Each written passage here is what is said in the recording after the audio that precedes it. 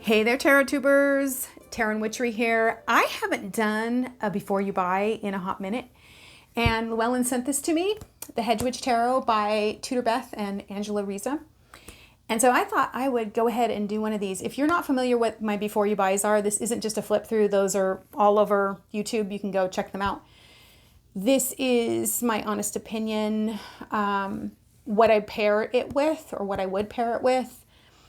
The cards that I like, some of the cards that I like in here that are special, what I think about the book, my honest opinion on whether or not I would personally purchase this. And I know it's just out, and maybe you're thinking, do I need this? Well, I'm going to give you my straight up opinion on the Hedgewitch Tarot here on my Before You Buy. All right, let's start off with the box. I don't know if Llewellyn did this just for me or the universe just mirrors my consciousness, but all of you know how I feel about Llewellyn's other boxes. They're like ginormous, and I hate that. But these are not. Oh my gosh. So I feel like Llewellyn has really turned a corner because I feel like this is doable on my shelf like this, and the book fits inside. It's not this huge thing. It's a little bit bigger, but I like that. Do I love these boxes? No, y'all know I don't. But honestly, if I'm careful, it won't come apart. So some of the things that this comes with here is this cool little card stand from Llewellyn. And I thought that was really kind of a neat thing. First things first, let's talk about the structure of this deck. It follows the Rider-Waite-Smith system as far as like where justice and strength go. But there are a lot of departures in this deck from the Rider-Waite system itself. So one of the first things is that the suits are changed. The elements remain the same, except they're at different seasons than they are in the Rider-Waite-Smith. So if you're reading the court cards, like from a seasonal perspective, it's so foreign to the way that I read that the seasons are different for each one of the suits. And then of course she has some things renamed, like here she's got the Cupids, which is the lovers, and she's got like the Alchemist is the Hierophant, and then it's the Wizard for the it's the Wizard for the Magician, and then the Crone for the High Priestess. So there's like some different renamings of the cards, but it's nothing like, as far as the renaming goes, it's nothing that you can't figure out unless you're brand new and you were learning to read with this. The book itself, at the very beginning, she's going to talk about how she structured the book itself. Cups is summer. So Cups is summer. Swords is autumn.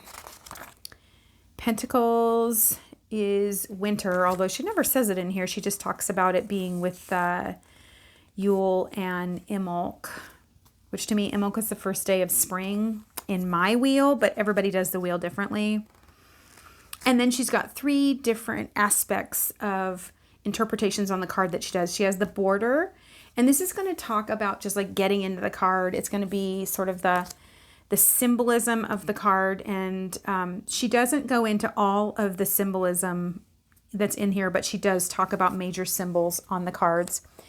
Then the writing is kind of sort of the prescriptive reading. It's how you should use the card to actually bring it into everyday life. So this is kind of like, when you get this card, it means this, but it's not just it means, it's kind of a way of stepping into that. And then the veil is actually some physical thing that you can do. Like it'll be a spell. Let's see what she actually tells it here. A spell, a charm, a prayer, or a meditation that you can do. So for me, part of being a hedge witch is, and I'm studying, I study that. I ride the hedge. So I was very intrigued by this deck. So part of being a hedge witch is riding into the other worlds, and you do that for the purpose of your own magical practice, like bringing information back So the book is very much structured in a way that it's asking you to use the information from your readings in some way. And I think that's great because, as you know, I'm really big on that. Swords there's some swords in it, but it's mainly these birches. So that can be a little bit confusing for you if you're, just getting to know, because there are some swords on some cards and then there are birches on the other. Pentacles are kind of done by these, let's see if I can find one, these Christmas trees. Cups are cups. And wands are, let me just grab a wand here. So wands are actual wands. Like you can see the wands in the background, and you can also see the color difference. There's like a specific color to the minor arcana in every suit. So I'm jumping in here to let you know that I have a newsletter. You can sign up down below, and when you do, you get access to my free learning library. There's spreads and witchy stuff in there. Also, you can check out my website, tarotandwitchery.com. And when you sign up for my newsletter, you will find that I send you tarot spreads, ideas about working with oracle cards, just witchy sort of musings, but you also find out when my next card divination meetup is going to be and other courses that I am offering. So check it out. Let's talk a little bit about pairings. As you can see, this is a pretty ornate style of illustration. And so, as usual, I like to show you some oracle and some tarot. So the first one that I want to go into is the one that I'm working with this month. And I talked about this in decks I'm using now and why. And I'm just going to grab a little bit of it. This is Linnea Weatherspoon's Forest of Enchantment Oracle. And the reason why I think that this oracle is a great way to go is because I feel like it's a witchy deck and it's very earthy, so it's just going to be very congruent. So this is not a contrasting, but rather the same type of feel or energy. And so I always like to show you like same sort of things. And if you are so inclined, you might even layer or just use the Whispering Woods. This is a little mini deck. Who's this by? Okay, who is this by? Jessica Lee. So these are really simple little cards. So you might be like working something out and you get this message, and then you could use this as sort of like a prescriptive little way to work with them. And you can see the backs of them. I kind of like the way all of these work together. So this is kind of that same. That's the Whispering Woods Oracle and the Forest of Enchantment Oracle. I think it's fun to bring different sized cards in as well, just for like it visually kind of hits me. And then along the lines of same or in the same vein of illustration style, but not necessarily the same energy, I would say the Star Tarot by Cynthia McClellan has got very similar illustration style, so everything's going to feel very congruent. If you like to layer tarot on tarot, then I think the Star Tarot is a great way to go. This also has a Thoth crossover, but what that means is that you may be a little challenged because this deck doesn't quite follow Rider-Waite-Smith, and neither does this. So you're kind of using two decks that don't really follow the traditional Rider-Waite-Smith path. So you might want to be a little bit more advanced of a reader or someone who wants a challenge if you're going to choose to go this route. I always like to give a deck that sort of balances the tarot that I'm working with or the deck that I'm reviewing out. And so Fez Inkwright wrote the Seed and Sickle. And this is such a fun, it's a box within the box. I think this is the only box within a box that I own. What's interesting about the Seed and Sickle, and I have a full review on this, I have a before you buy on this one, is the fact that it has two different books. So you can use the Dusk book or the Dawn guidebook to read this. And I feel like this sort of brings balance to this by being a little bit simpler. And of course, it being a plant deck that comes forward. So it's got very simple messages. You can take it both ways, but the fact that you're bringing something natural in just kind of grounds this deck, balances out. You're not getting too overwhelmed where you could draw a card with this. Again, if you haven't seen my ideas for oracles, it's a playlist on my page, you guys. Everybody keeps asking me how to find this. It's a playlist. It's right on there, ideas for oracles. And I talk about different ways to use oracle with tarot. You might want to check that out if you haven't seen that yet. So I think that the seed and sickle is a nice way to go. And again, it gives you sort of these two books that can help you go in more than one direction in order to bring that balance or find a message that sort of feels right for you. Okay, and then as far as bringing balance in with this, this is going to sound really weird, but I feel like the Crow Tarot by MJ Cullinan really brings a bit of balance in because it's so stark.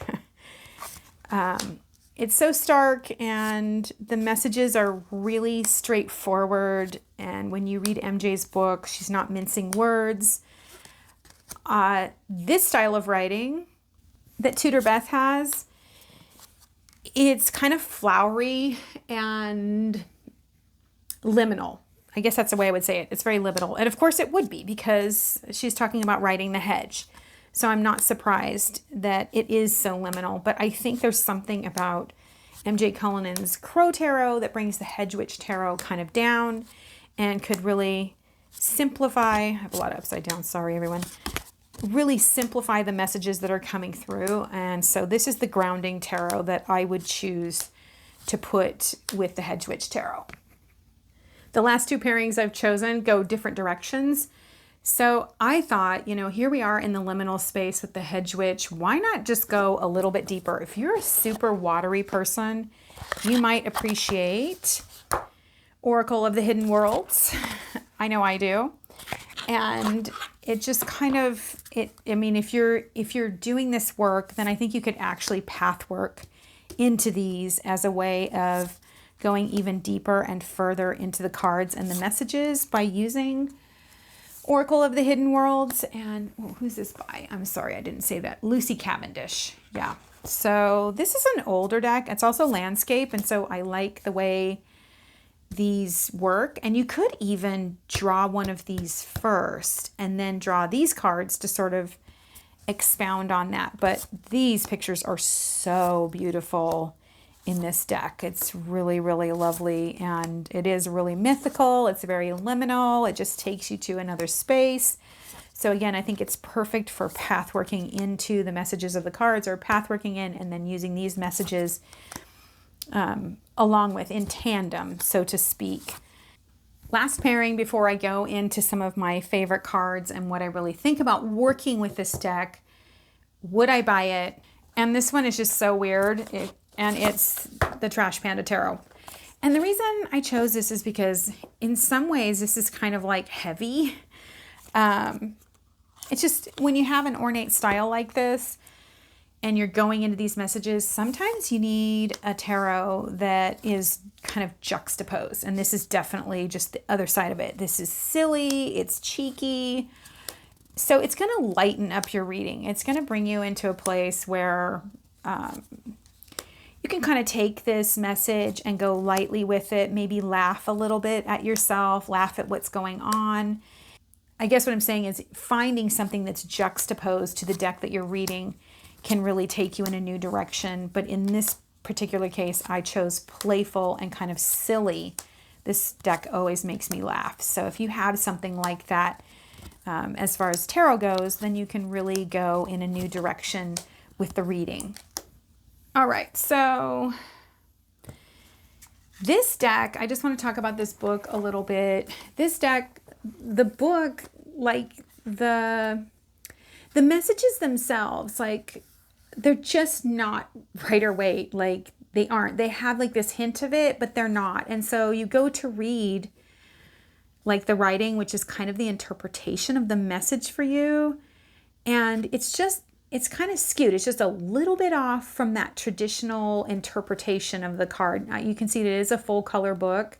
All of the pictures are on the left-hand side, making it really easy to find different things as you're going through. And again, it has the 3 parts to it. It's got the name, and then it's got kind of the title of what that would be, the key word. And then it's got a reversed, and like sometimes I just don't agree with these reverseds. And then it's got the 1 card answer, whether it's yes or no. And I know a lot of you kind of like that. I think it's really important for everybody to own your decisions, your yes or no decisions. And so I don't use the tarot for yes or no ever. And I don't use it with my clients. Like, you can't ask me a yes or no question when you get a reading. So that being said, I'm going to show you some of the cards that I found kind of peculiar or interesting. Okay, let's start off with this one. 4 of Cups. Typically, this is the rest card, right? And I really did appreciate in this one how it shows her like she's choosing to take a rest. Sorry, 4 of Swords, which is the rest card. That makes sense. And you can see, again, you're not going to find a sword. You're going to find these silver birches in here. And so I like how she has communicated rest and the idea that we choose to take rest during this time. And I think when we're in a 4 of Swords time, we should choose to rest our mind. We should choose to just take some time out. And I even like that I'm like, maybe she's taking her shoes off and grounding. That's kind of my own thing. And then here we have the 5 of Cups. Okay, so this is really kind of an odd one because as you can see, all the cups are spilled. And in the Rider-Waite-Smith, you have 2 cups that are still upright. And to me, that's always talked about how you have another option available to you. You just need to look at it. Like at first, and the 5s are really important to me in the tarot, like super important. Like tell me what cards you go check out when you get a new tarot. But the 5s are something that I read up. So this one, I was like, I really don't know if I like that at all. Because I don't know that it kind of intimates this other choice. However, as I looked at the card more, there are these 2 characters and they are strong. These are strong. They could be kin. They could be guides. So for me, I thought here's the 2 for me, where there is this strong option. And reading the book itself, let me just read this one to you. There's no easy way to ride out this moment, and you need to express feelings of loss and sorrow. This card asks you to acknowledge and accept these painful feelings. However, it is laced with typical optimism found in the Suit of Cups. Although this has been a painful time, you need to think about what has been gained from the situation and what you have learned. Another important point to remember about this card is that although it speaks of disappointment and perhaps a love lost, it also reveals that there is a new love waiting to be gained. And it's kind of like this new love. And I kind of like the fact that these are sort of juxtaposed characters. There's like a cat and a dog, right? Or a wolf and some kind of wild cat, So these possibilities are kind of like black and white, opposites coexisting in the same space. So I, at first, just really didn't like this card, and then I explored it.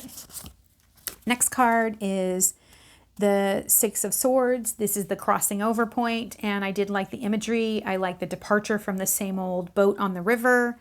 She's walking through, 3 on one side, 3 on the other, so it's like a gate, and there's this rainbow, and I really intimating that there was a storm that's behind her, and then the clear seeing owl. I thought that was really clever. I liked that.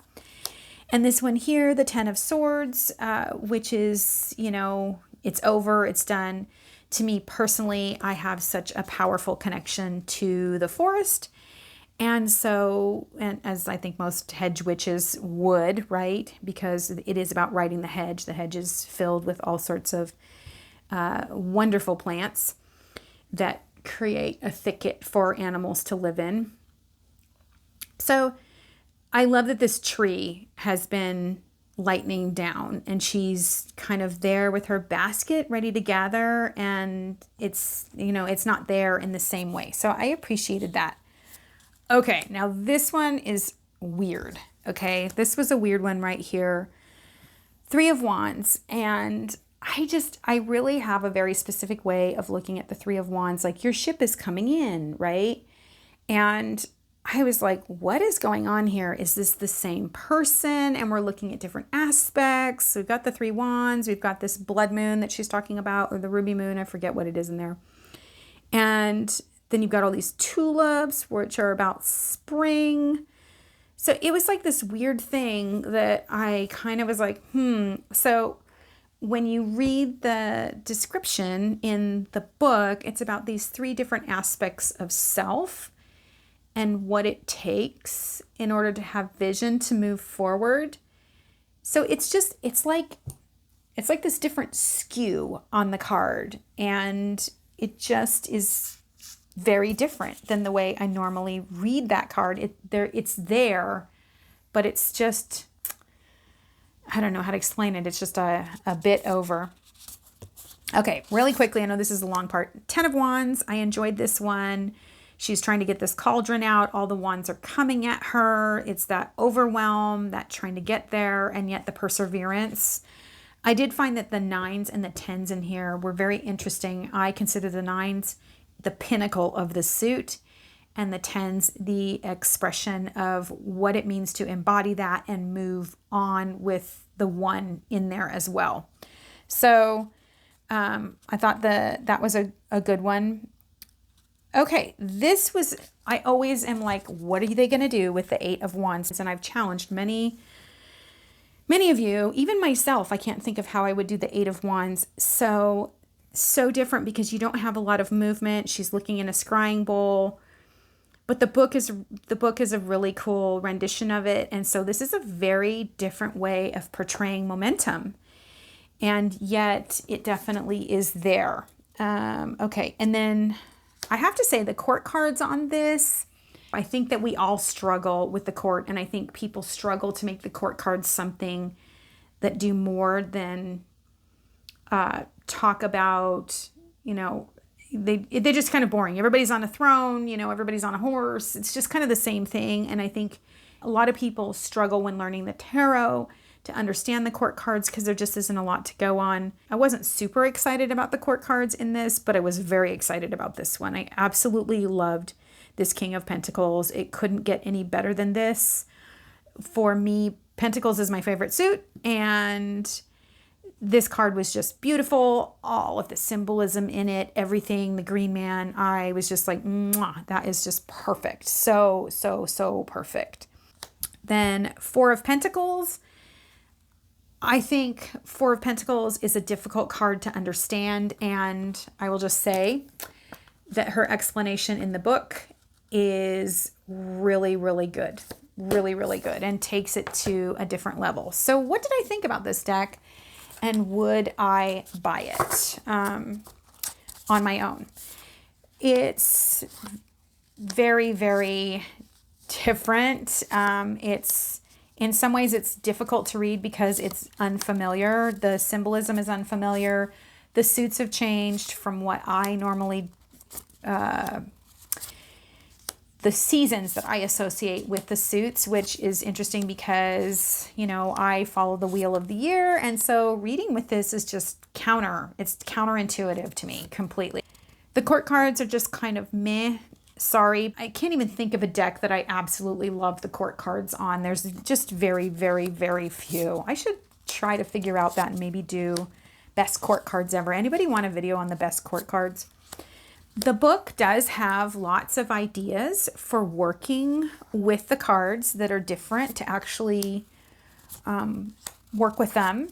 And it does have explanation about the symbols, but not a lot. And there's a lot of symbols. Like, there's a lot of animals in every card. And I'm like, why did you choose those animals? Why? What is that? But her prescriptive part is really about using the message in your daily life. And I really appreciated that about the book.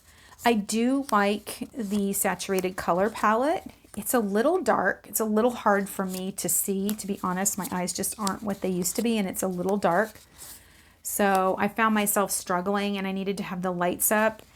And even, I'm very nearsighted, take my glasses off and get them up to my face because I was having trouble seeing all of the detail on them. This is one deck that I think would benefit from being larger. Like just a larger size deck would be really cool. No borders on it. I appreciate that. It's typical Llewellyn style, but I will say it's a little bit difficult to read the bottoms. And I didn't mention this, but it's matte, you guys. It's a matte finish. And I've just, you know, when has Llewellyn done a matte finish? And I love matte finish. Like, this is not the shiny. It's an interesting cardstock. It's a little bit thinner than typical Llewellyn. So some of you, if you do riffle shuffling, I do not, you might find these getting bent out of shape. So that might be a deterrent for you. So down below, let me know. Do you think I would buy it or not? What do you think I would say? My answer is, drum roll please, yes, I absolutely would buy this. And the reason is because I feel like she has taken what journeying is really, oh gosh, I look all poof from being out in the forest. She has taken what journeying is really like for me. Like when you go there, it's spectacular. She has all of these mythical creatures in there. And when you journey, you do journey to a place where there are mythical creatures. And so taking the tarot and taking it out of the mundane and really putting forth that liminal space, I thought that was super cool. I really appreciated actually the differences in this tarot. As much as it was difficult for me, I thought that was really, really great because it's going to push me to read the book. And most of the time I just don't read the book. It's like rare that I read the book. And so with this, I felt myself wanting to read the book and being pleasantly surprised by what she had to say, like really appreciating her take and how she took the tarot in that direction and how she took something and kind of stepped into, as we do when we journey, we kind of shift and we step into that liminal space and we see things from an angle that we don't do in our normal waking hours. I really appreciated that. And when I drew a card on what this deck would teach me, I got the Fool. And it's a really interesting Fool. I think the Fool is like one of the most important cards in the tarot. I've talked about that. I have a video, the most important card in the tarot, the Fool, and why. And I really loved, there's something cheeky about this that really kind of is like what journeying is like for me. Like when I go into the other world, the other realms, and there's times it is kind of cheeky. My guides kind of do things in funky ways. And in here you can see that let's see if I can get it to focus. Like the people are annoyed with him. Even the king is like, oh, back here. Even the king is like, what are you doing? Like, what are you doing? The woman who's mopping up, she's like kind of ticked. Nobody's amused. And so like riding the hedge can kind of be like this, where you're in a realm where what's taking you into a new way of being in yourself, into a multidimensional self, can make you a bit uncomfortable, and it doesn't match up with social norms. It's completely foreign. And so that's kind of how I felt about this tarot. It really was like riding the hedge. It was really like journeying and going into another realm where everything is sort of topsy-turvy. Nothing is as it seems. It's a land of symbols. It's a land of things that don't make sense. So the fact that she didn't tell me is good, because honestly, when we ride the hedge and we journey, we go over there and we need to let the symbols teach us. And we don't want someone else to define that for us. We want to get into that place and allow that to unfold so that we learn and grow.